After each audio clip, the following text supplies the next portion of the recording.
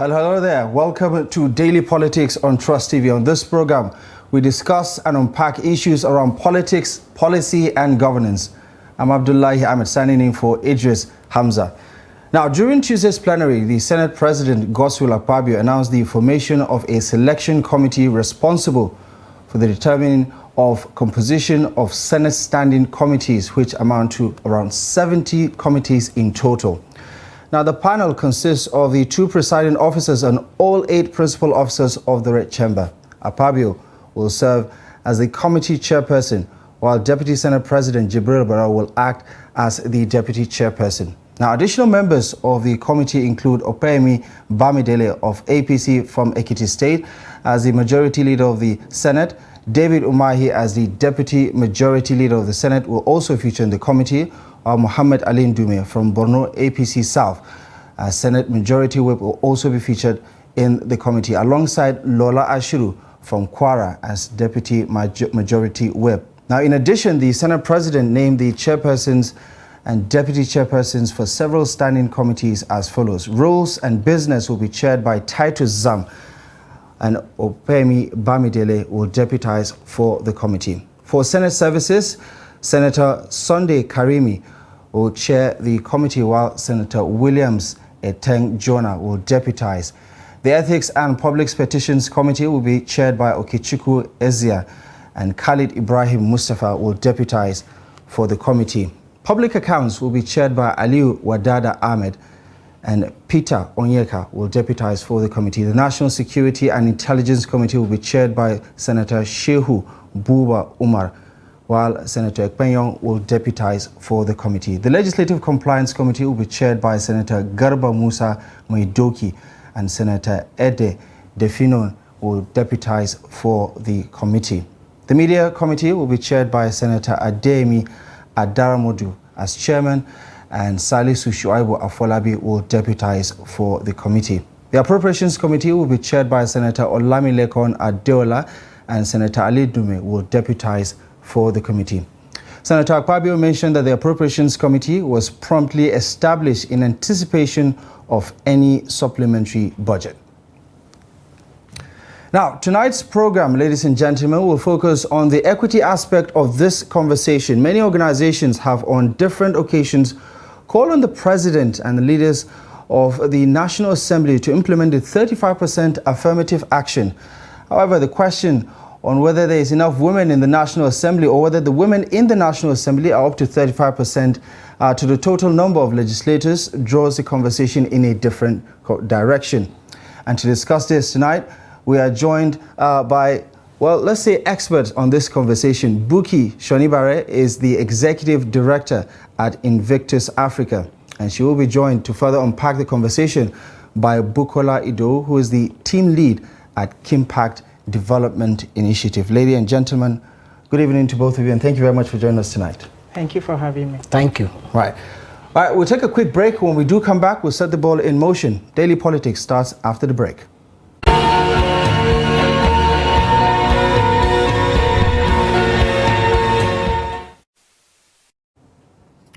The conversation is about women representation in government and whether or not it has been enough over the years. I guess the obvious answer is not enough, especially given Nigeria's track record so far. So let's begin the conversation, Buki, by understanding why we are where we are today. Nigeria has one of the lowest rankings as far as female representation in government is concerned, which is quite surprising. We are the largest democracy on the continent, the largest black democracy in the world. What do you think is at the heart of this conversation?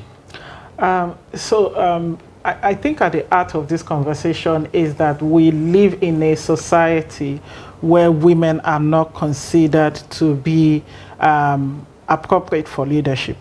And that underlying factor or norm sort of like informs every other effect that we are seeing today in terms of women representation in leadership positions generally, not just in political leadership. We live in a deeply entrenched patriarchal society that advances the leadership of men and considers women to be, housewives. They should be at home And even if they are going to do anything, they should work, you know, in the kitchen.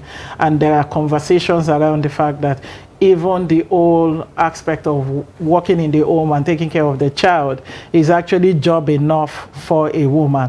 And so when we look at, you know, the leadership sphere that we expect women to function, we don't have it.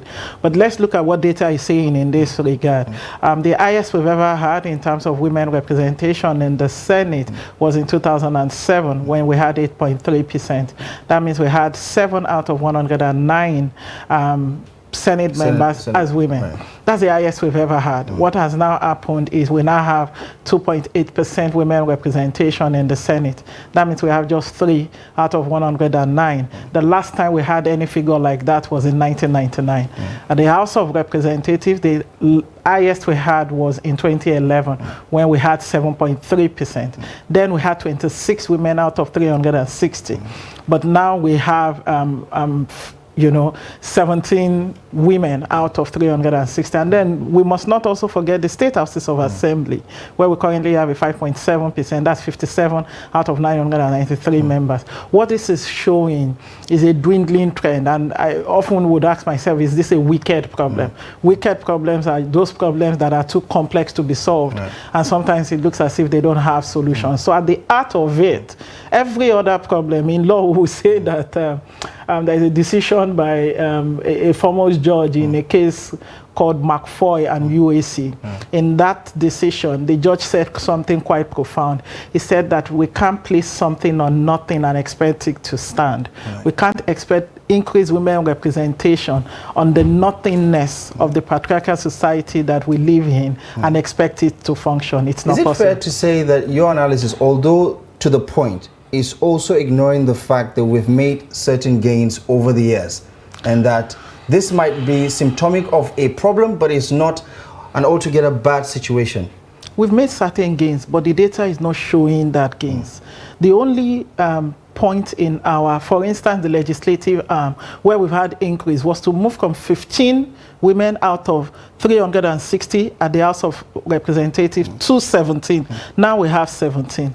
And that tells you that that's the only place we moved. And the Senate, we went down. So yes, we've made certain gains, but what data is showing is that that gains is not showing in terms of the number and the percentage of women represented, for instance, in the Senate. For instance, we've never had a female president. We've never had a female vice president, not even a female Senate president or female deputy. The best that we had was Patricia Ete, and she didn't spend more up to 6 months in that position as a Speaker of the House of Representatives. So yes, we've made gains, but what is data saying? And one last point before I move on from this question. March 1st, 2022, the House of Reps and the Senate threw out 5 gender bills. Those are basic bills. We can talk about it around citizenship, indigenship. You know, those are basic things that you expect that for a country that can boast of advancing in terms of women acceptance, those bills should not be something that we should even be debating, much less throwing out. So let's get your take on this one. What are your thoughts about the peculiarity of the situation from the Nigerian point of view? Well, I think I would like to start again from that aspect of whether we have made gains or not. Of course, Bukky agree we make certain gain, but I will also say we've not made any gain at all. And if you ask me, at all, we've not, because if you, according to what she said, if you look at what the data is saying, because data is just the yardstick you can use. Whatever you are saying, let's look at the data. Now, if we in the Ninth Assembly, if we have 15 women in at the House of Representatives, now we have 17. But now go back to the Senate. You had 7. Now you have 3. So if you do the balancing, one outweigh the other. So that then, but again, don't look at it like that. As far as the data is concerned, that it is one-dimensional if we're just looking at the numbers, because you look at certain situations, there are factors around why that may be. For instance, you take the point, you take the case in point from Adamawa, for instance, where Senator Binani left you know, her senatorial seat to contest for the governorship seat, and you didn't have any other woman step in to contest for the Senate position. So that would explain why that seat is now filled by a man, instead of saying, okay, the woman went for election and failed. Aren't those factors necessary to understand this? And that you are looking at Adamawa, but at the same time, how many number of women contested for that for senatorial seat? Over 30. How many won their seat? 3. So it's go beyond that, and even if you have to look at it, let's even leave the elective position, even in the appointive position. So you have, for instance, now let's first of all talk about Osun. Let me use Osun in the Southwest as an example. In the last dispensation, they had 2 women in the State House of Assembly. Now they had none. So the all 26-member House of Assembly are all men. Now the governor just sent the list of the commissioners to the House of Assembly. Out of like about 25, you only have 2 women. So, and in the last election, I mean the last dispensation, you have up to 5 women. So what in the State Executive Council? In the State Executive Council. Now, so that is to tell you that both in elective and appointive, we will not be frank with ourselves if we are saying we have made certain gains. But if you look at what the data is saying critically, we know that we need to do more. However, that is even at that particular, if you come to the political party, aside women leader, how many do you have? Even let's come down to the ward ESCO. How many women do you have? Let's come to the, now, most of the political parties run what we call the delegate system. Now, how many of the women are delegates? No, because we cannot say we are making gain, but we need to see how it translates. Even in the outside politics, even within the economic, the economic sphere, corporate environment, you still have women struggling. So for me, I think we need to do better. Now, and I think one of the things we also have to look at is this. In the night assembly, how many gender bills do we have? How many of them were thrown out? How many of them that we have that did not see the light of the day? These are a lot of yardsticks. Now, at the end of the day, you also now come to the continental or the regional, which is the, let's take Africa. We are doing badly because I mean, what the statistics is saying now, it shows that we are not really doing well. I mean, I think what we need to do is to have a frank conversation on how we need to move forward. Okay, Buki, we'll circle back to the data because we have a lot of it that can actually show that we're not making as much progress as we need to as far as the African continent is concerned. Last year's data suggests that we are 54th on the continent as far as women representation in government is concerned, which is something that is definitely baffling. Well, Buki, your thoughts on the highs and lows as far as politics is concerned? One election cycle, you have more females. The next election cycle, that number could be wiped out, just as already been established. And the most fascinating thing is we did well as far back as 1999, which you pointed at, 157 in the National Assembly. Now you're talking about, you know, less than half of that. In the National Assembly, just 3 female senators for the 10th Assembly. What is responsible for this lack of consistency and lack of consolidation from election cycle to election cycle? What do you think is happening here? I think that we must come to terms with the fact that we have a male-dominated political system in Nigeria. Male-dominated political system in the sense that the men in the political parties are then the gatekeepers. You know, in Yoruba, we say they are the Afobajes. The Afobajes are the ones that make kings.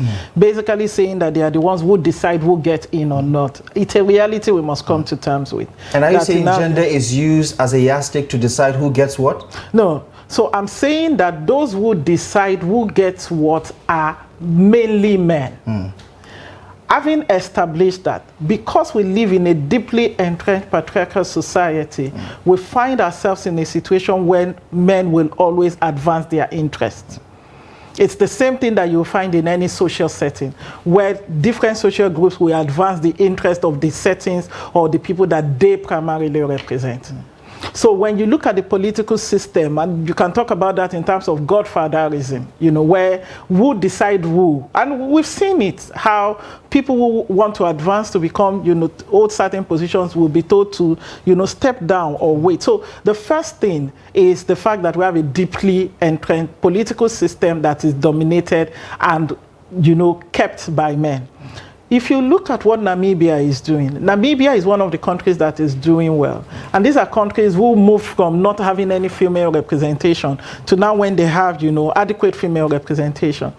Namibia has a policy called the Zebra policy, or the SWAPO policy, which is the SWAPO party, which is the main political party, makes sure that women representation is a party, is a political party policy. So there's a deliberateness to it. Such that any political party, which is SWAPO in this regard, once they, whatever you see exemplified when they get into leadership position is a function of who they are at home.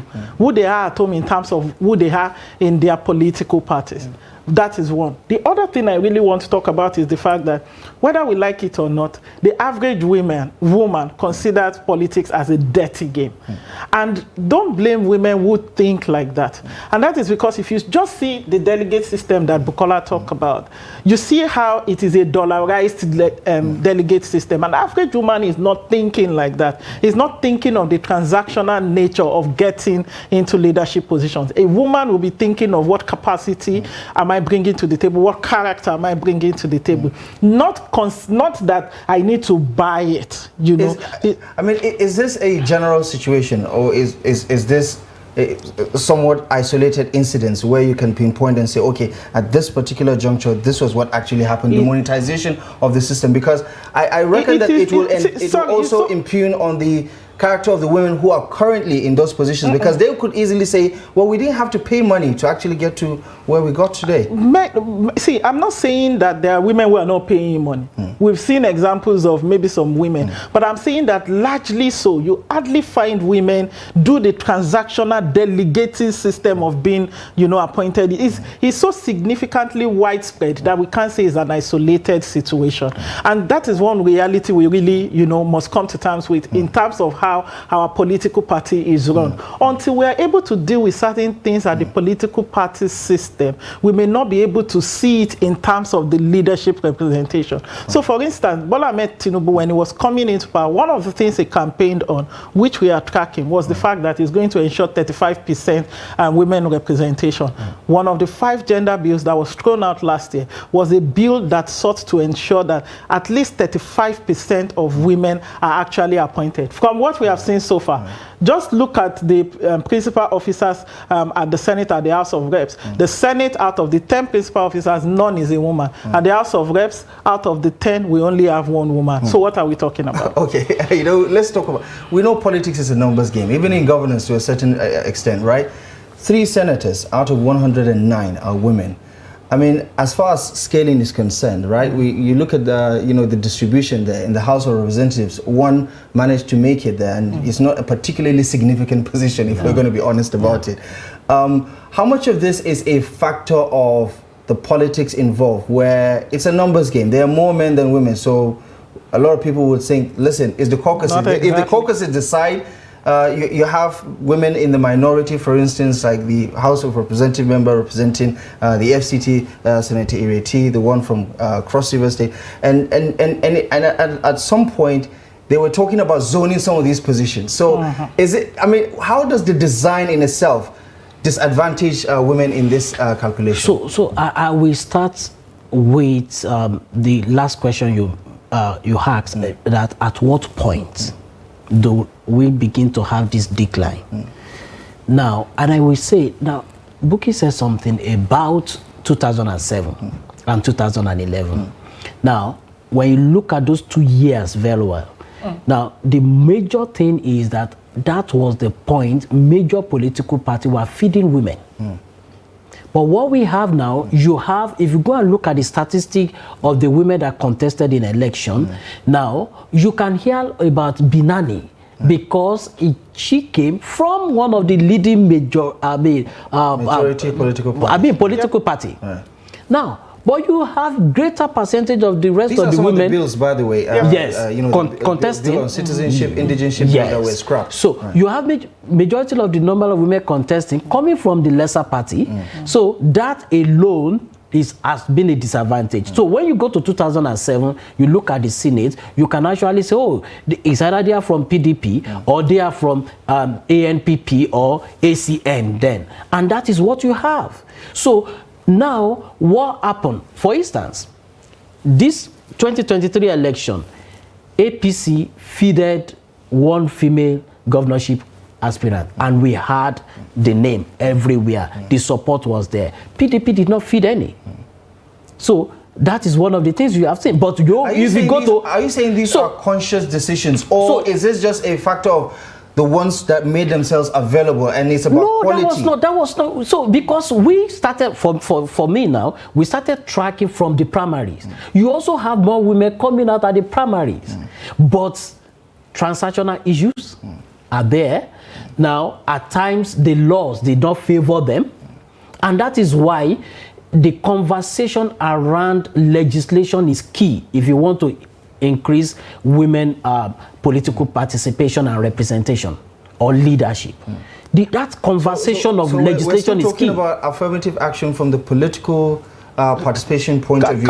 But does that quota system take away from meritocracy, for instance, where you have to do the hard work instead of expecting it to be given to you on a platter? Good question. See, meritocracy, in terms of do the hard work, whether we like it or not, women have been doing the hard work. This is 2023. We got into this democracy again in 1999. Between 1999, we've talked about the data and what the trend looks like. It's not been good. So that tells you that meritocracy or any other crazy that we can think of has not been yielding the result that we want. Every country, including Rwanda, that is on #1 on the Interparliamentarian Union ranking across the world, that has 63% of women representation, followed by Cuba. Every of those countries have one form of quota system or the other. Let me quickly say something on that. And quota system is one of the reserve seat bill, is one of the 5 gender bills that was thrown out. It's a temporary special measure. In international law, we say it's a temporary special measure.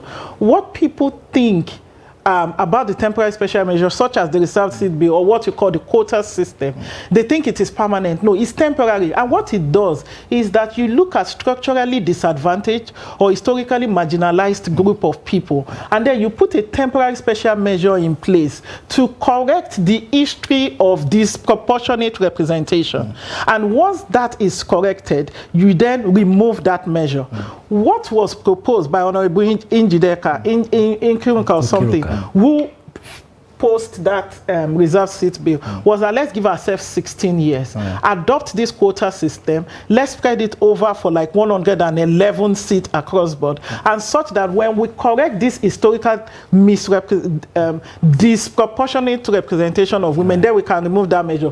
If not, men then become discriminated against. So every country that we have seen that we can point to say that they are doing well, they have one quota system or the other. Does it mean that the women don't merit it, or the women are not qualified enough and we are just doing this quota system to say let's just put them there? No, the women are qualified enough, just that we have structural systems that impede women's representation, and until we have such kind of measures, we will not be able to see proportionate representation. Incidentally, in the United States, the Supreme Court just recently, overturned that affirmative action, because they say you can't keep it on forever, even though it is not on political leadership, it's on the school system. Yeah, and employment opportunities and things like that. But as far as the quota system is concerned, a lot of people would counter that argument by saying, listen, women are already, as far as equity is concerned, within the political system in the country, right?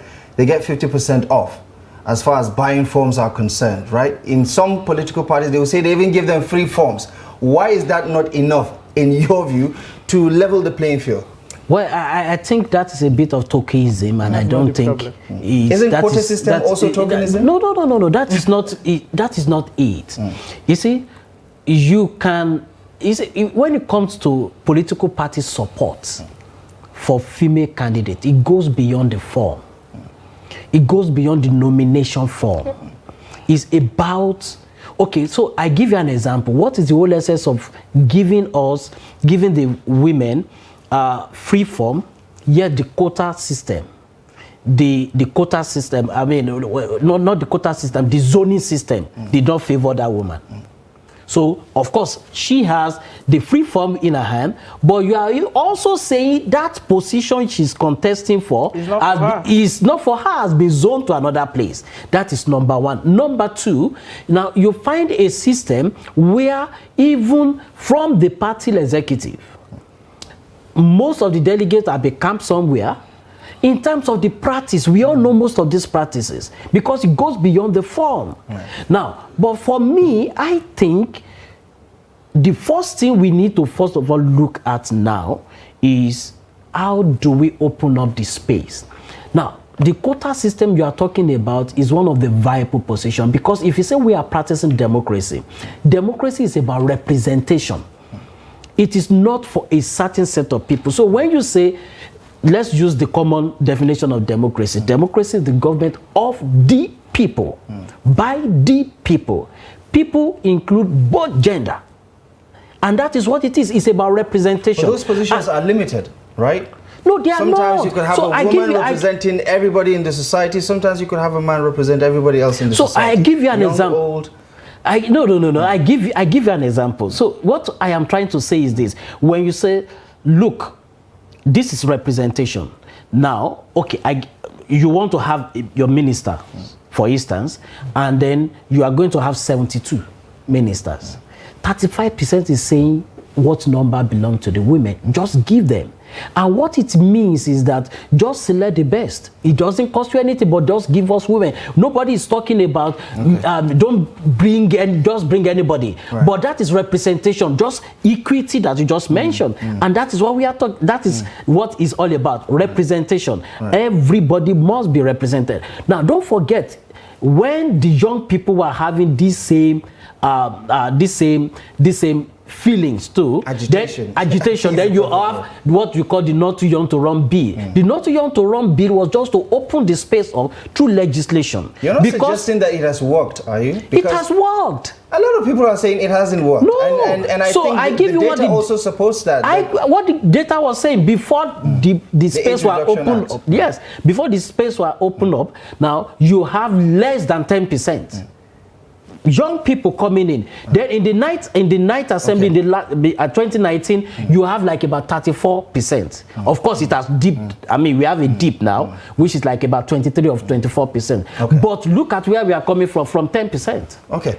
In a moment's time, we get to talk about the consequences of this situation and how much it is actually costing us as a nation or as a continent, and what this representation could actually do to add value to the governance process itself. But we'll take a quick break. Daily Politics returns in just a moment as we double down on this conversation. Join us again.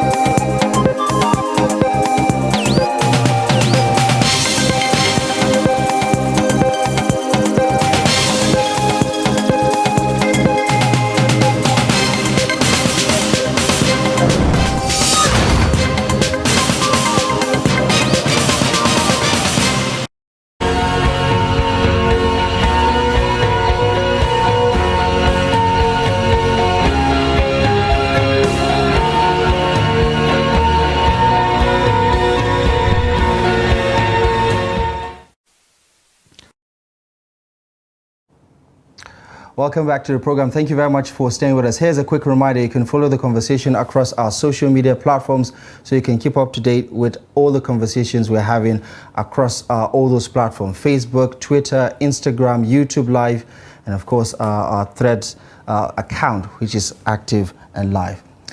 Back in the studio, I have Buki and Aido, and they're doing justice to the conversation around representation, women representation, in politics, in governance, and how that is apparently costing Nigeria a lot socially, politically, and economically, and all the other dimensions you can add to the conversation. So, Buki, just before the break, I said we're going to talk about consequences, or at least the cost of what is happening right now. You might see it as an anomaly, so to say, because Nigeria is not doing well as far as the ranking is concerned. You look at a country like Rwanda or Namibia, which you said are doing well in that particular area.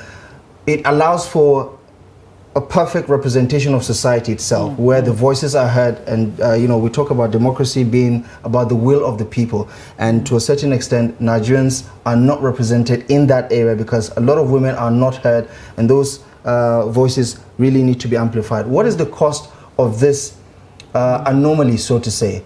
Good question.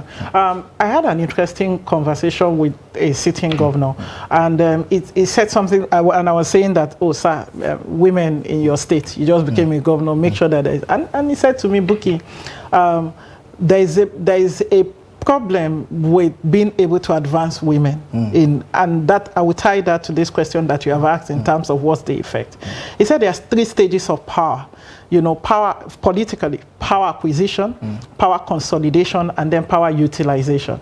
Acquisition is where you are trying to acquire the power, you're campaigning and all of that. And he said what you see at the point of utilizing power, which is the third tranche of this spectrum that I just talked about, is that whatever you see at utilization start from acquisition. And so when you don't have enough women from the acquisition state, by the time you are consolidating power, which is what President Tinubu is doing and other state governors, is where, okay, who takes what? Where you are consolidating power. Once women don't enter from acquisition, then consolidation, they fall off. And then for utilization of power, they fall off. Now, why am I saying that? What that shows is that there are political implications of we having underrepresentation of women, and we've talked about it a lot here in terms of just the numerical representation of women in politics. What that does is that once women don't feel encouraged enough to enter politics by the representation of other women, then they themselves just sit back and we keep having this trend. Economically, we've seen the World Bank, for instance, calculate exactly how much it costs Nigeria when women are not well represented. I don't have the figure, but there is also economic consideration. And one last consideration. We do have some of the data there, and it's quite staggering, actually. Yes, it is. So good. So this is, for instance, at the Senate, the difference from 1999 till now, how women have been represented. But one last one that I really want to touch on before I pass it on to my colleague also is the fact that in terms of the richness of the laws and policies that we make, when we don't have adequate women representation, then we don't have the peculiar and intersecting realities of women being represented. Now, note this, that we have more women in the legislative arm, for instance, does not necessarily translate to more women-related bills, because women themselves have their own intrinsic biases. So, for instance, when we're pushing for the domestication of CEDAW, that's the Convention on the Elimination of Discrimination, of all forms of discrimination against women, there are some women we spoke with who said their religion is against, for instance, abortion, or their religion is against equal representation. We had the same problem when, since we've been pushing for the equal opportunities bill, the GEO bill, where there are women who say in their religion, it means in their culture. So don't think that we have more women means that, because women themselves also have their own intrinsic biases. So, but what that does is that whether it is directly related bills that impact on women, children, persons with disability, and those historically marginalized groups, or even normal bills or normal laws, for instance, you will have less voice of women contributing to that, because we need to bring in perspective of women. Let me give you an example. Education-related laws, for instance, we need to bring in the reality of young girls, for instance, in the Northeast, who cannot go to school because of the insurgency. How are we considering all of that realities for them in the laws and the bills that we're making? So some really is to say that the economic, social, political, and just generally, even the intersection of socio-economic, socio-political implication of we having underrepresentation of women. And if we look at the situation right now, right? I mean, there are so many, different polarizing views about this conversation, but one thing we can agree on is that the contribution of women politically, socially, economically in this country cannot be overemphasized, right? What are your thoughts about what is being done right now, whether it's the gender policy, because we do have some legislation that allows for that. Even the affirmative action, for instance. I mean, last year, a federal high court pretty much gave an order compelling the government to do the needful as far as appointment of women in government is concerned.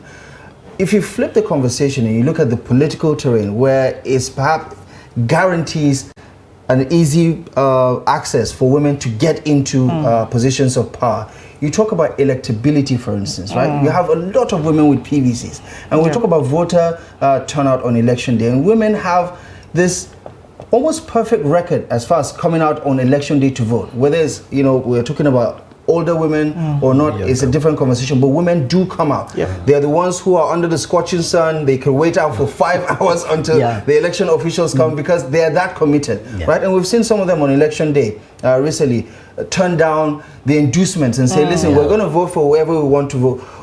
Why doesn't that translate for more support for women as far as electability is concerned on election day? Because we did have women on election day on various political parties, but they didn't have a particularly good showing.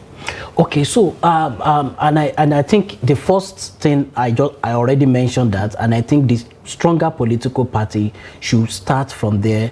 Let's have like a gender responsive policy around their constitution, you know, that encourages women, and I think that is a good place to start. I already said in 2007, in 2011, you find most of these leading political party feeding more women. And for instance, now everybody was hearing about Binani contesting, but do you even know that there was another woman that contested in some other states? So we didn't even hear whether they win or not, but we didn't even hear that. So, but I think the good place to start is that we look at that political party, and at the same time, we also need a situation where we open the space of through legislation. So we need to start that. We need to revisit that issue of temporary measure again, and that alone. So what you are just saying is that this constituency allow women to contest for that. So what it means is that the best of the women will contest from that particular constituency. So, and one of the things that and you don't think that is undemocratic, because you could also constitutionally be violating the rights, the principle of discrimination. No, that is not. Because for instance, you would be, if you say this is exclusively for women, what you're also saying is no man can contest this position. So why are we now? So why are we going to unconstitutional? Yes. Why are we going to say that is unconstitutional when you say, look, position of the president in our party is exclusively for the South and not the Northern people and not the Eastern people? Is that democratic enough? So why not throw it open and say everybody? Why do you zone it? So this is another aspect of zoning. I don't also think that zoning is particularly a very good democratic tenet. I mean, it might speak to justice and fairness. Yeah, but it speaks to what? Justice and fairness. So what we are also saying is that this also speaks to justice, fairness, and equity. Because by the time you say, and like Bukola said, it's a temporary measure. One of the advantages is that now, number one, women will have been there who will have built capacity, who by the time you remove the measure, they can stand on their own, because they will have gathered experience. It also encourage them to, it also help them to be able to mentor other women. Now, it's also opening the space up for more women to come. Now, they can actually say, hey, like she said something about the cycle of the people. Some people feel politics has been a dirty game. No, but by the time you are there, you can call other women and say, hey, this is not as dirty as you think. Come in. I am here. It's safe. So you encourage, open the space up has a whole lot to do. And then lastly, in terms of the advantage, do you know there was a report that said Nigeria, that said, look, when you have achieved and I'm quoting UN statistics now, that when you achieve gender equality, then you are likely going to save 6.8% of your defense spending. Now, so that's the benefit. That is one of the benefits. And do you know in the US there is a bill in the US that is called WPSI. WPS, that is Women, Peace and Security.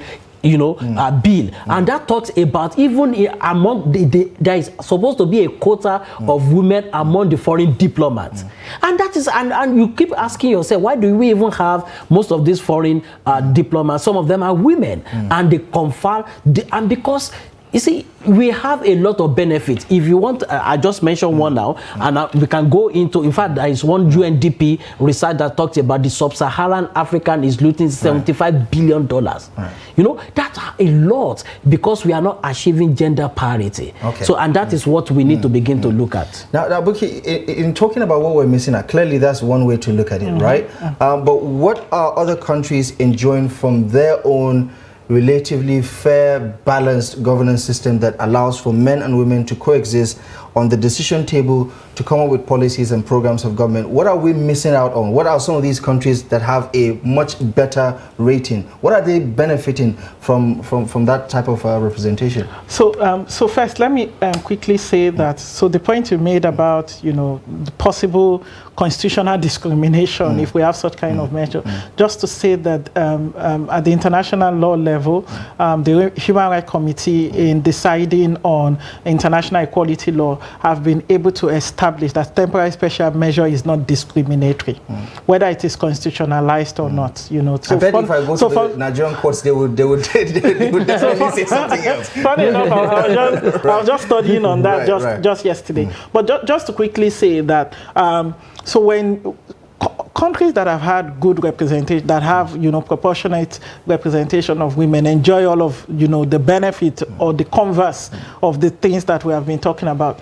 One of the data that we are currently collecting at Invictus Africa is to collect the data on the number of girls that are represented as prefects in schools, just as a bottom-up approach, because a lot of times we focus on the Senate, House of Reps, but when you go to the typical secondary school and look at election of prefects, how many girls are represented there? Why do we want to look at that? We want to look at sort of like a bottom-up approach, from that place. And why are we looking at that? Women have unique, innate, God-given talent that they bring to leadership, whether we like it or not. You're about to start a gender war. You're about to start a gender war. I was on your side all along, but go ahead. This is not to say that men are not uniquely designed in their own and they bring it to the table. I've balanced that, so no one. But women, just like men, have unique identities. And I must really put in here, when we talk about equal representation and we're talking about women, we're also talking about persons with disabilities. We're also talking about young people as well. These are historically marginalized groups. And so when we have more women represented, countries like Rwanda and all of these countries that we've been mentioning, I'm not saying that Rwanda is the way Rwanda is because women are represented. But just go to the country and just see how the country is thriving. It tells you that women bring special, ideas, special thoughts. But most importantly, it helps us feed into the principle of not leaving anyone behind.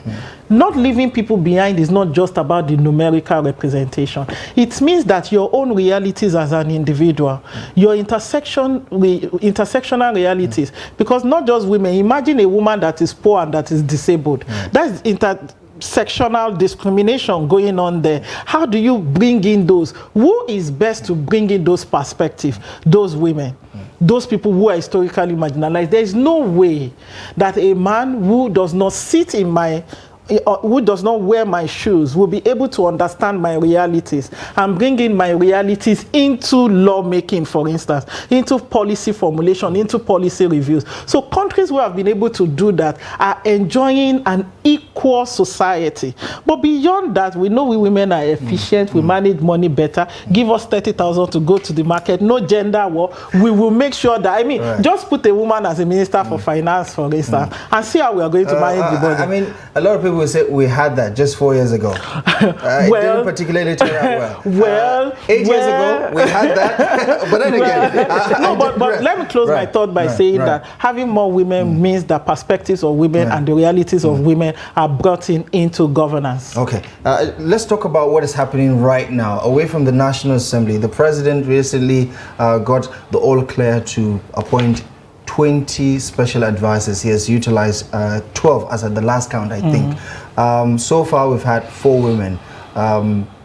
What do you make of the body language of the Tinubu administration? We're yet to see the ministerial list, which is, I suppose, the big list that everybody is waiting for. What are your thoughts about how well he has done so far, whether or not he has indicated a willingness to abide by the affirmative action that we've been talking about? I think he has started on a very good foot, but I would like to see more being done in terms of this, because for me, these are just the low-hanging fruit that he can control, because it is at his discretion, within his power, to choose this set of people, and because these are the people that will work with him. I want to believe, looking at the antecedent of the President Bola Ahmed Tinubu. Don't forget, he was the governor in 1999, and they were the one that started this. Oh, you picked your deputy to be female.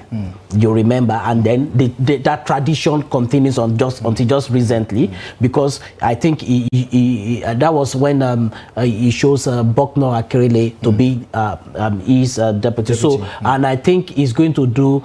For me, I want to see that. I want to believe that he's going to do better in that regard. In fact, if you have 4 already now, and that is a good start for me. But what we are just saying is that we just need to, he need to make sure that this is being done. And we'll just look at some of the newly announced names.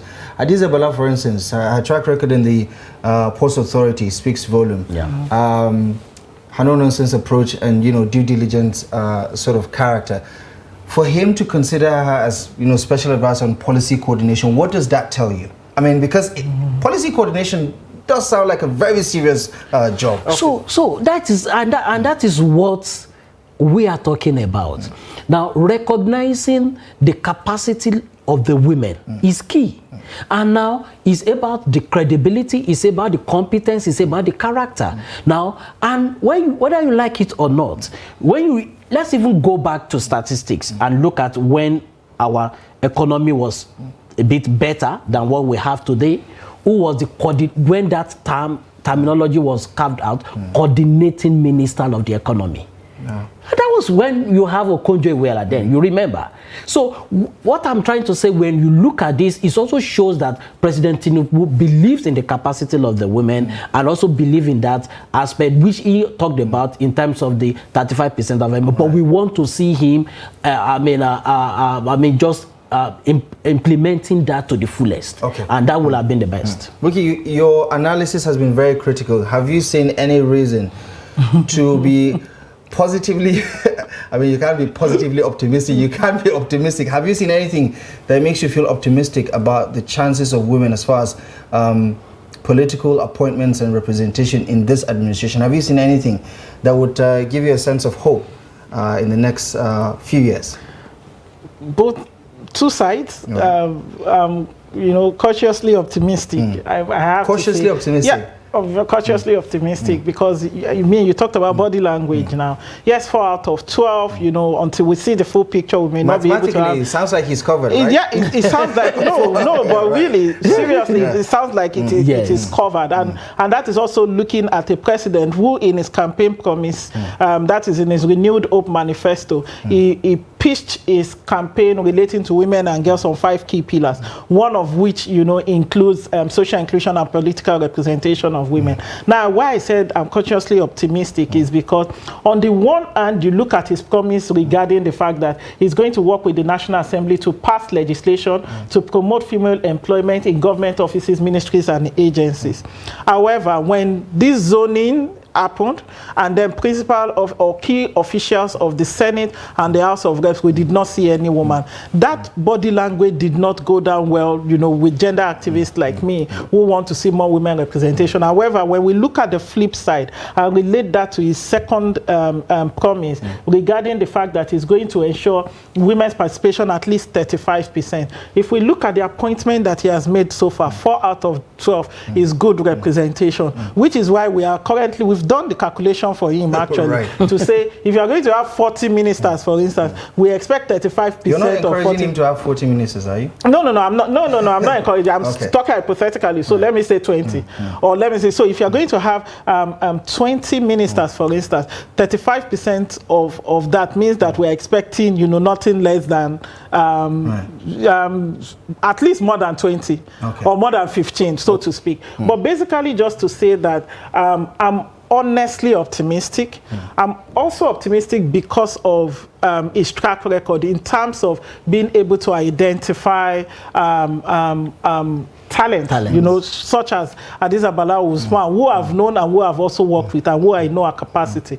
But please, yes, the president has that responsibility. He can only go as far. We also have data on women representation in the cabinet. But we must also not forget the states, because the states will also appoint their commissioners. Well, let's also look at what we expect to see in terms of the number of state, and in terms of the number of women in state cabinet. Right. As someone from Adamawa State, I have to say that the 2023 general election has been good for a lot of reasons. First, you had a candidate that got the attention of the world, Senator Binani, but also her emergence as candidate of the APC made the PDP rethink its own particular team. So now we have the first female deputy governor of Adamawa State, who also is, a professor, a professor and someone who has a proven track record. So, is it fair to say, yes or no, that there could be low-hanging fruits in that direction, where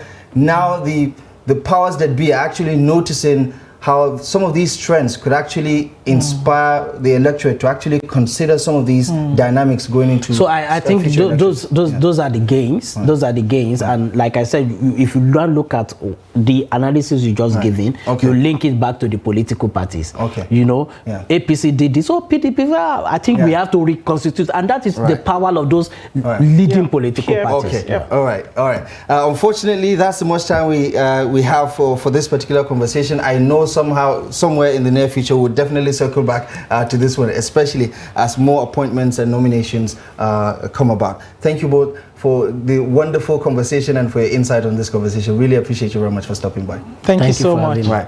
And of course, this is where we draw the curtains on today's edition of the program. Thank you most kindly for joining us. That's it for Daily Politics on Trust TV. Do well to follow us across all our social media platforms for more content. My name is Abdullahi Ahmed. Thank you for your time. We'll see you next time.